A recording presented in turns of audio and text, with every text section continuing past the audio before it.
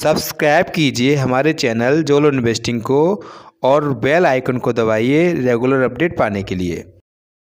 Hello दोस्तों, नमस्कार। स्वागत है आपका आपके अपने ही चैनल जोलो इन्वेस्टिंग में। मैं हूं आपका दोस्त नरोत्तम दुबे और आज की इस वीडियो में मैं आपके सामने यस बैंक के बारे में एक ज़बरदस्त न्यूज़ लेकर आया हूं। और यदि आपने यस बैंक में इन्वेस्ट किया है या आप यस बैंक में इन्वेस्ट करने के सोच रहे हैं तो यह न्यूज़ आपके लिए बहुत ज़्यादा इम्पोर्टेंट होने जा रही है। इस वीडियो में मैं इस न्यूज़ को डिटेल में आपके सामने बताऊंगा और इसका न्यूज़ का एनालाइज करूंगा कि इस न्यूज़ का यस बैंक के शेयर पर कितना प्रभाव पड़ सकता है।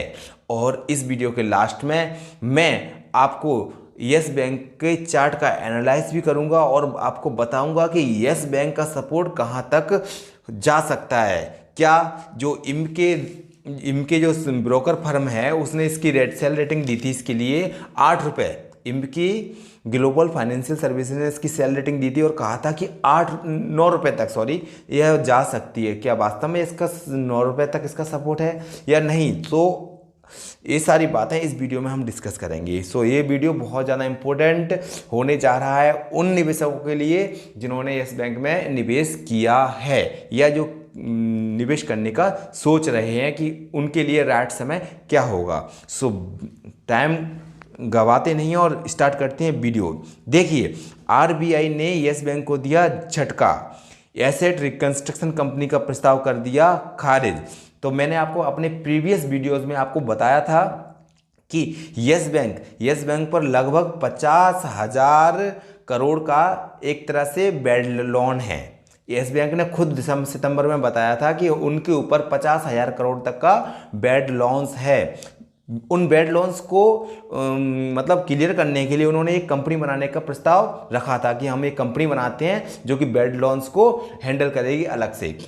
उस कंपनी का नाम रखा था उन्होंने आर्क, एसेट रिकंस्ट्रक्शन कंपनी।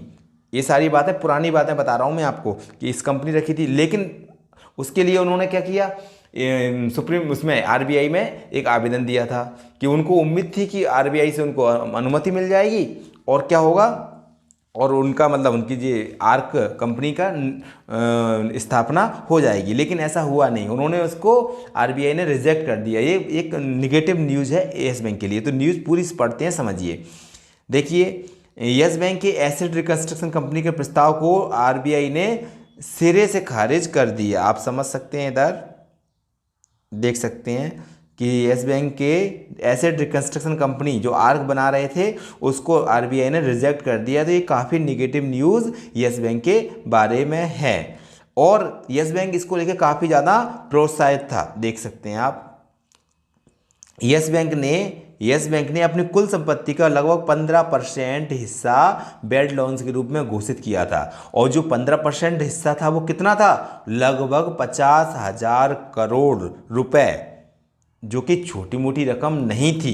क्योंकि यस बैंक ने जिनको लोन दिए थे वो, ये आरबीआई ने क्या कहा कि आपने जिनको लोन दिए थे, जो आपके बैड लोन्स हैं, वो कंपनियां डिफॉल्ट घोषित हो चुकी हैं, उनको आप आर्क में नहीं रख सकते। देखिए, उनके किस किस को उन्होंने लोन दिया था, जहां कहाँ प्रॉब्लम थी, SL, Videocon, housing development and infrastructure limited, DHFL, D1 housing finance corporation limited. ये ऐसी कंपनी है जो ऑलरेडी मतलब इनको डिफॉल्टर घोषित किया जा चुका है। तो इन अकाउंट्स को आप आर्क में ट्रांसफ़र नहीं कर सकते। यही उन्होंने कहा है कि आप इन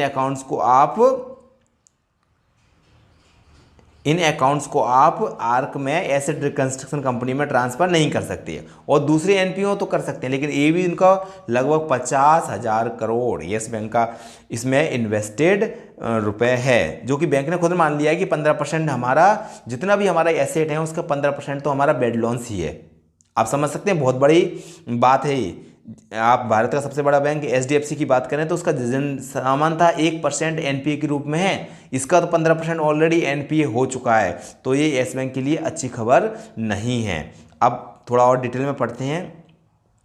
देखिए, इसकी मंजूरी के लिए यस बैंक ने सितंबर 20 में आरबीआई को प्रस्ताव भेजा था। मैंने आपको बता दिया और बोला था कि 6 महीने के अंदर इसको हम लागू कर देंगे, लेकिन ऐसा हुआ नहीं है, ऐसा अभी तक हुआ नहीं है। प्रशांत कुमार जी ने क्या कहा था, 10 फरवरी को कहा था कि देखिए थोड़ा नीचे पर ले जाते हैं।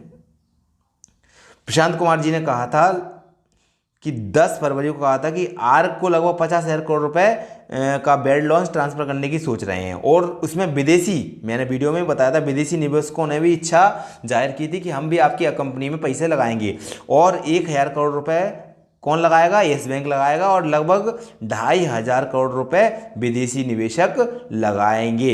ये यस बैंक ने कहा था कि इस कारण से यस बैंक में थोड़ा पॉजिटिवनेस हमें दिखी थी, लेकिन आरबीआई ने इसे रिजेक्ट कर दिया है। ये एक निगेटिव खबर है यस बैंक के लिए। अब क्यों नहीं मिली उनको मंजूरी? तो यस बैंक ने जिसको लोन दिए हैं, जिन लोगों को लोन दिए हैं वो डिफॉल्ट हो चुके हैं। देखो एक्सेल, वीडियोकॉन, एसडीआई और डीएचएफएल, इन पर धोखाधड़ी के मामले घोषित कर चुके हैं इन लोगों पर, तो उनको आर्क में ट्रांसफ़र नहीं कर सकते, तो उस स्थिति को हल करने के लिए प्रभावी नहीं होंगे। उन्होंने कहा कि इससे ये चीज़ें क्लियर हो ही नहीं सकती, आप कोई दूसरा रास्ता अपनाइए। अब हम देख सकते हैं कि जो 31 दिसंबर को यस बैंक द्वारा उसकी कुल संपत्ति का 15% हिस्सा बेड लॉन्स के रूप में घोषित किया जा चुका है। लेकिन ये तो बेड लॉन्स हैं, उसके बाद एनपीए भी हो सकते हैं अभी, और एनपीए और निकलेंगे, हो कह सकते हैं निकलेंगे ही। जब एनपीए निकलेंगे, एनपीए मतलब नॉन परफॉर्मिंग एसेट, जो कि अभी हाल ही में इन्होंने जैसे रियल एस्टेट में दिया है, होटल वालों को काफ़ी लोन दिया है, तो वो लोन भी एनपीए बन सकता है। तो इनका एनपीए लगभग 20% तक पहुंच सकता है। लेकिन मैं आपको बता दूं, इन्होंने काफ़ी सारी प्रोविजनिंग की है, लगभग 35,000 करोड़ रुपए तक की इन्होंने प्रोविजनिंग की है। ऐसा नहीं है कि ये बैंक ही ख़त्म हो जाएगा, ऐसा नहीं बोल रहा मैं, लेकिन हाँ इसको काफ़ी ज़्यादा समय लग सकता है रिकवर होने के लिए। अब आप देखिए इसके चार्ट पैटर्न की ओर चलते हैं और समझते हैं कि कहाँ कहाँ तक इसका सपोर्ट हो सकता है। जैसा कि आप चार्ट पे यहाँ देख पा रहे हैं कि यस बैंक लगातार इस एरिया में सपोर्ट लेने की कोशिश कर रहा था, जो कि इसका सेंट्रल पॉवर्ट लाइन है, जो कि 16 रुपये पर कैलकुलेट होके आ रही है। लेकिन पिछले 4 दिनों की कैंडल देखें तो ये अपने सेंट्रल पॉवर्ट लाइन से नीचे की ओर मूव कर रहा है, और अभी भी, और आज की कैंडल देखते हैं तो यहाँ पे देखो गैप अप ओपनिंग है यहाँ, और ये यहाँ ओपनिंग, तो ये क्या है? गैप अप ओपनिंग हुई है, गैप अप नहीं, गैप डाउन ओपनिंग हुई है, नीचे की ओर गैप लेके डाउनिंग में ओपनिंग है इसकी, जो कि एक निगेटिव है इसके लिए। कभी भी गैप डाउन ओपनिंग होती है वो उस शेयर के लिए निगेटिव ही माना जाता है। यहाँ पे आप देख सकते हैं ये निगेटिव है। और अगर सपोर्ट की बात करें, सपोर्ट कहाँ तक जा सकता है, तो पहला सपोर्ट जो कि इसका कैलकुलेट होकर आ रहा है 15 रुपये। फर्स्ट सपोर्ट इज़ 15 रुपीज़, देख सकते हैं यहाँ पर 15 रुपये पे पहला सपोर्ट है, जो कि प्रीवियसली इसने यहाँ पर भी जो सपोर्ट लिया था वो 15 रुपये पे ही लिया था। दूसरा सपोर्ट की बात करें, सेकंड सपोर्ट की, वो 14 रुपये पे कैलकुलेट होकर आता है। और थर्ड सपोर्ट की बात करें वो 12 रुपये पे कैलकुलेट होकर आता है, जिसकी मतलब गुंजाइश कम ही है, लेकिन ये एक बहुत बड़ा सपोर्ट है। तो आप अगर किसी नए जिन लोगों को जिन्होंने यस बैंक में निवेश नहीं किया है, तो वो थोड़ा सा अमाउंट अपना 15 रुपये पर इन्वेस्ट कर सकता है, थोड़ा, ओनली अपनी कैपिटल का 10%।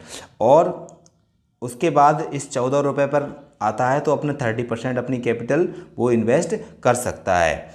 और जब यह अगर 12 रुपये पे आता है और नीचे नहीं रुकता, तो वहाँ पर अपन 60% अपनी कैपिटल इन्वेस्ट कर सकते हैं। तो ये तो मेरी स्ट्रेटजी रहती है 1:3:6 अनुपात की, जो मैं यूज़ करता हूँ और टेक्निक के द्वारा काफ़ी पैसे कमाता हूँ। अभी मैं वेट एंड वॉच की स्थिति में हूँ कि वेट कर रहा हूँ और देख रहा हूँ उस पर, जैसे ये नीचे की ओर जाएगा और मुझे मौका मिलेगा उस समय मैं इसे बाय भी करूँगा। ओके, तो आज की वीडियो में सिर्फ इतना ही। अगर वीडियो अच्छा लगा हो तो वीडियो को लाइक कीजिए और हमारे चैनल को सब्सक्राइब कीजिए। जय हिंद, जय भारत।